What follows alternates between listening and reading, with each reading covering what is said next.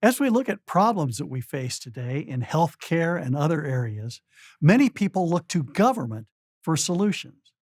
But if we look at our history, we see often government is the creator of problems, and the free market, entrepreneurs and competition, are the solutions to many of the problems that have plagued us.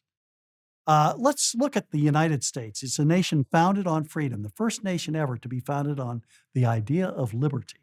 We followed that pursuit well into the 1800s, but we began to stumble in the mid 1800s when we were trying to catch up with Great Britain and the European powers in economic development. We decided to subsidize a steamship business to help it compete. We decided to build a transcontinental railroad, the Union Pacific and the Central Pacific Railroads, with federal funds. We federally funded a steamship company and railroad to try to help subsidize the transportation of the United States and make it more competitive. Sadly, the subsidized industries in both cases dramatically failed. The subsidized steamship company run by Edward Collins was crushed by the better prices offered by Cornelius Vanderbilt with no federal subsidies. In the case of the railroads, James J. Hill built a much better railroad with no federal subsidies than the Union Pacific and Central Pacific built across the country with loads of federal subsidies. This so much had an impact on American politicians that they struck out subsidies. Maybe they would put in an occasional tariff, but federal aid in the form of subsidies was dramatically curtailed, and we were going to have to go the next 40 years with virtually no federal subsidies, trusting our entrepreneurs to catch up with the European powers. And sure enough, they did, and in a big way.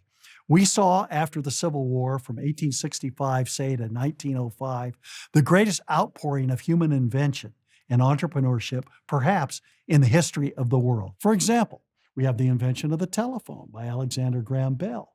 Then we have Thomas Edison, discovering uses for electricity, Edison with the phonograph, Edison with movies, all of these inventions in the late 1800s.